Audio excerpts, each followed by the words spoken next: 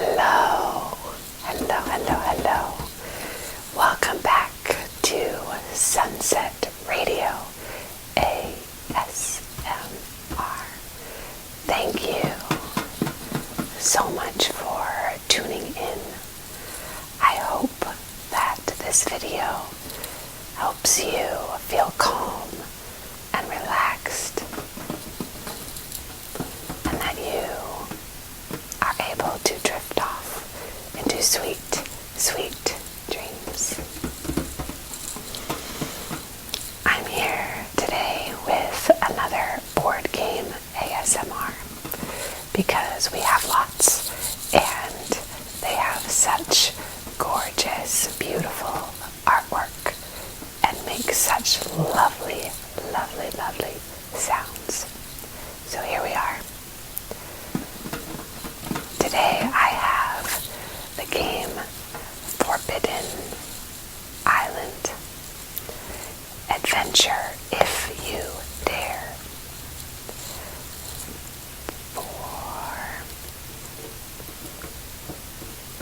Forbidden Island.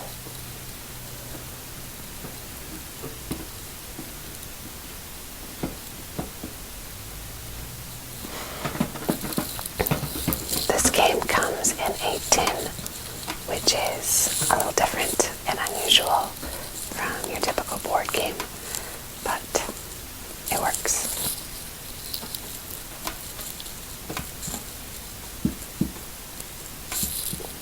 And on the lid of the tin, we have a sort of three-dimensional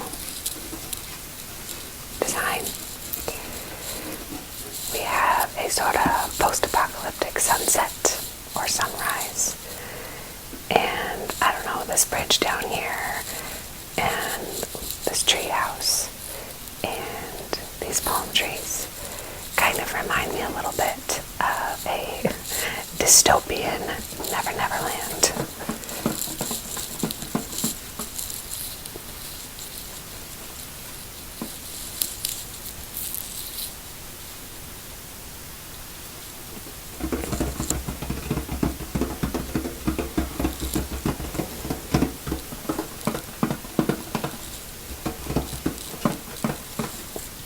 This is actually one of my favorite board games.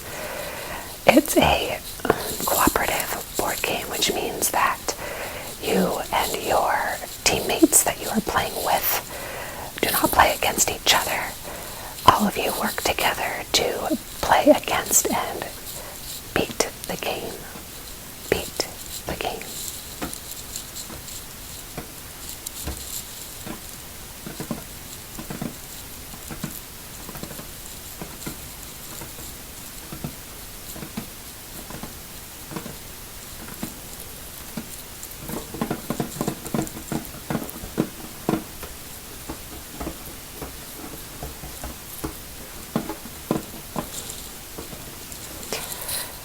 The game feels pretty immersive to me, so I feel like I can get lost in the story and really caught up in the adventure.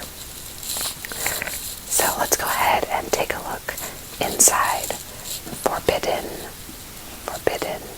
Island.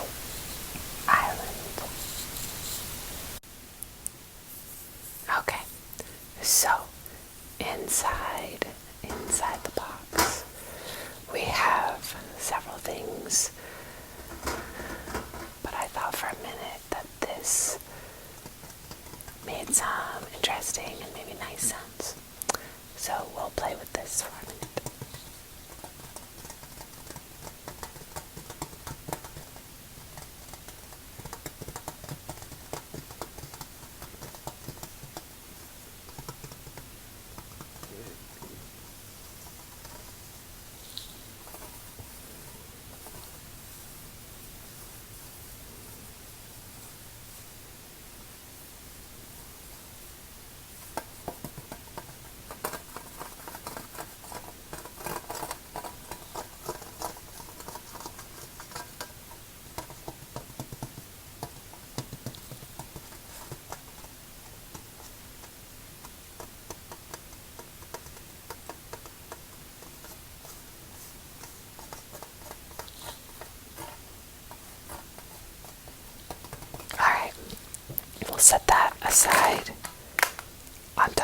some crinkly other things on my craft table.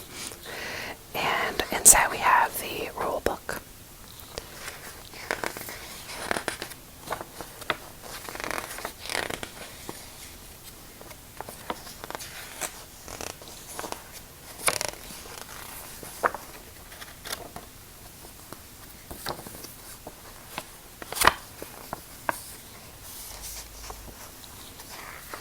It's a pretty simple game.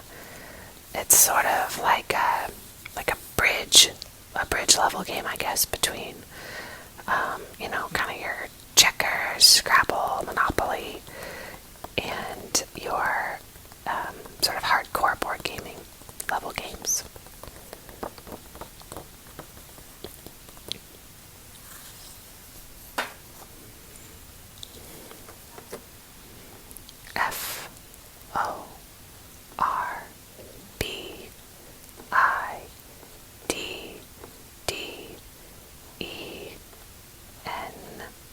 FORBIDDEN, forbidden. ISLAND,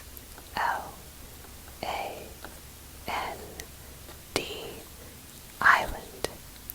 2 to 4 players, ages 10 and up.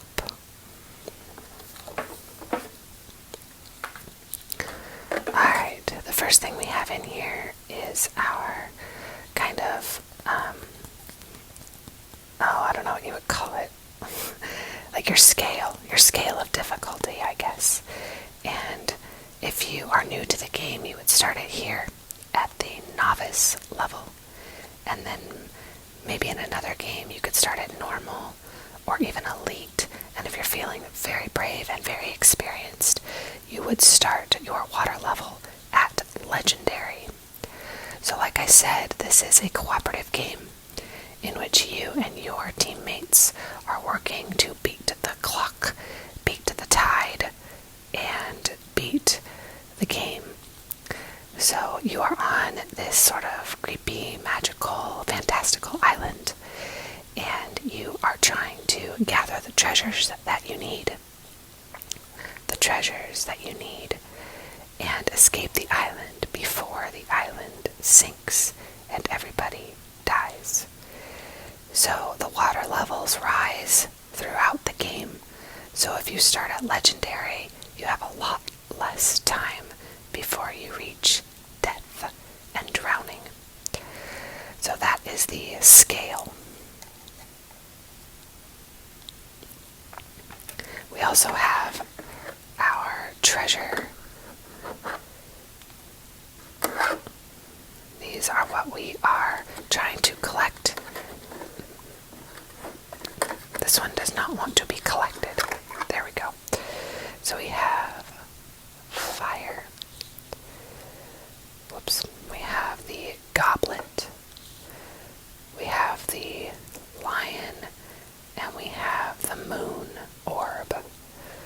These make some pretty nice sounds.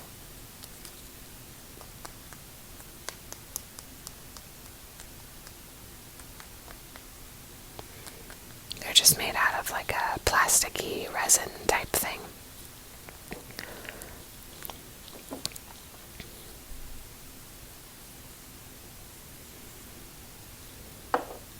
And fire. Alright, so the main bulk of this box is filled with the game tiles. So we're going to set this aside for a minute.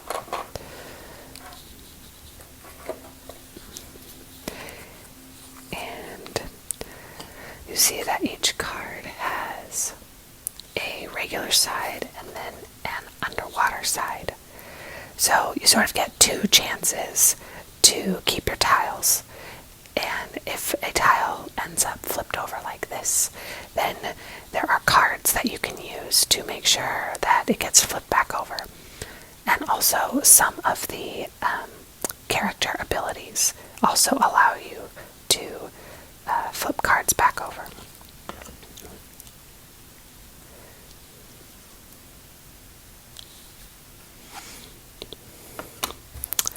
Alright, Fool's Landing is the ultimate objective after you collect all of the treasures. these are places where you have to be in order to collect the treasure. So you have to collect the right number of cards. I think it's 4. You have to have 4 moon cards in your possession, and then you have to go to a moon tile and turn them in, and you can collect the moon treasure.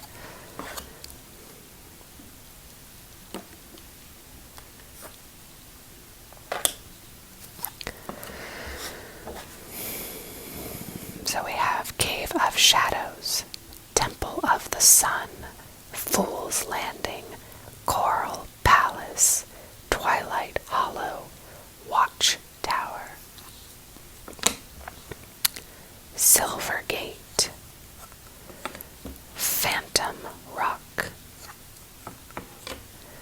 Temple of the Moon,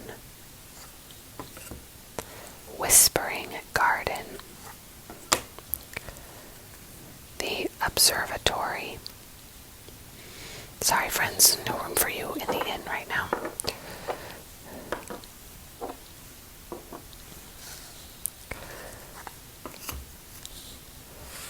The Copper Gate.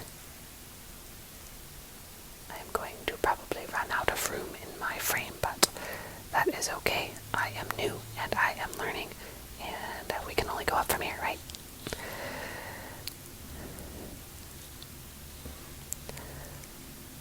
Alright.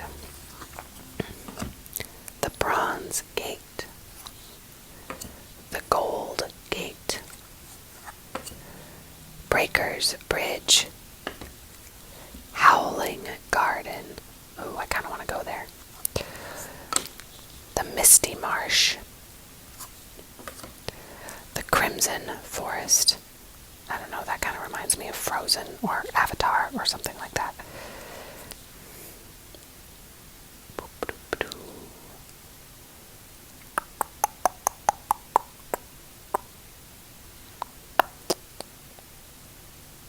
There we go.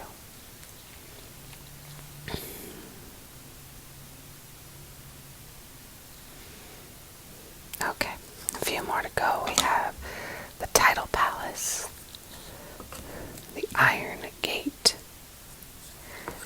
the Lost Lagoon, the Dunes of Deception,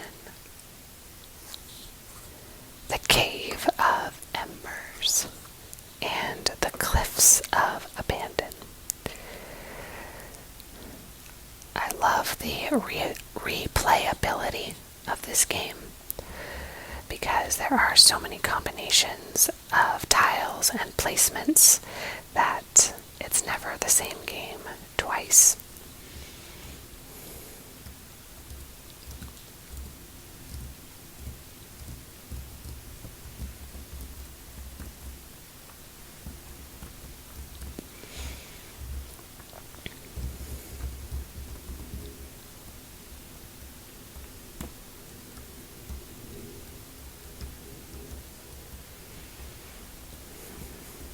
And I love the kind of creepy, yet fantastical, yet I would probably want to go exploring in this place. I like that vibe.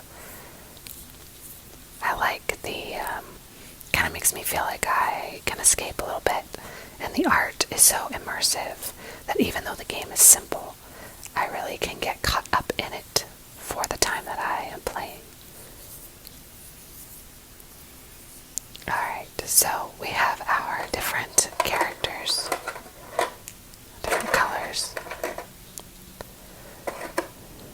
and they have different places that they start on the board. Green, black, yellow, where's gray? Gray, red, and I feel like I might be missing blue. Well, I guess we don't have a blue, but that is okay. That is my problem, not yours. So each of these tiles has a corresponding card in the deck.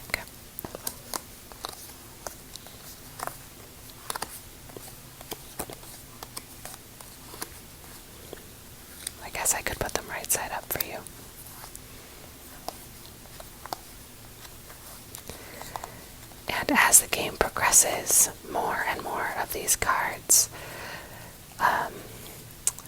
become traps, I guess. Because if the tile ends up being flipped,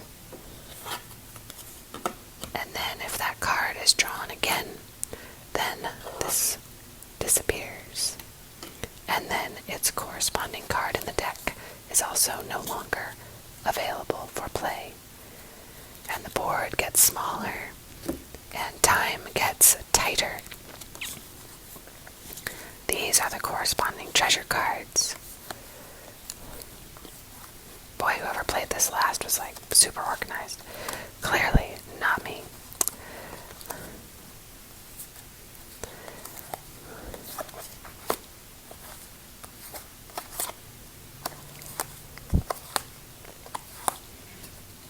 And within the treasure cards, we also have a helicopter lift mixed in there, and at least 3 waters rise cards.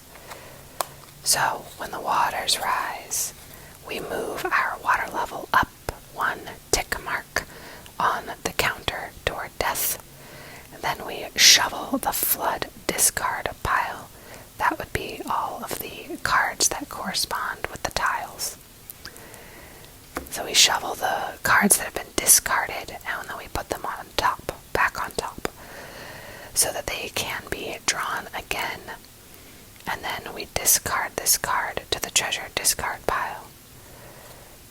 So you have to be strategic about what roles you pick for your characters and what they are able to accomplish in their turn. I think you get 3 or 4 moves, or actions, I guess, for your turn. 3 or 4 action moves. So you can reinforce a tile, you can move from one tile to another, or you can turn in a set of cards to collect a treasure. And once your group has collected all 4 of the treasures, then all of you have to get all the way back to Fool's Landing. So if you're going to protect anything with sandbags or abilities or things like that, or a helicopter lift, then you need to be protecting Fool's Landing and a safe pathway back to Fool's Landing. And you have to save a helicopter lift card, one of these, to get everybody off the island safely before it disappears beneath the rising tide.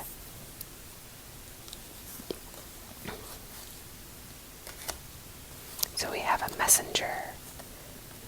A messenger can give treasure cards to a player anywhere on the island.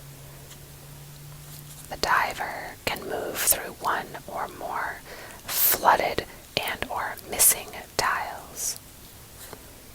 So if you end up with a hole in the middle of your board that is blocking your path, the diver is the person you need. The pilot can fly to any tile on the island. The navigator can move other players. The engineer can shore up tiles that have flooded but not yet disappeared. The explorer can move or shore up diagonally, whereas everybody else has to kind of move in a more side-to-side linear fashion. So those are all of the cards and the tiles and the treasures and the people that we need to play Forbidden Island. Thank you for joining me tonight, and I hope that you can drift off into sweet dreams, and I will see you, my hands will see you in my next video.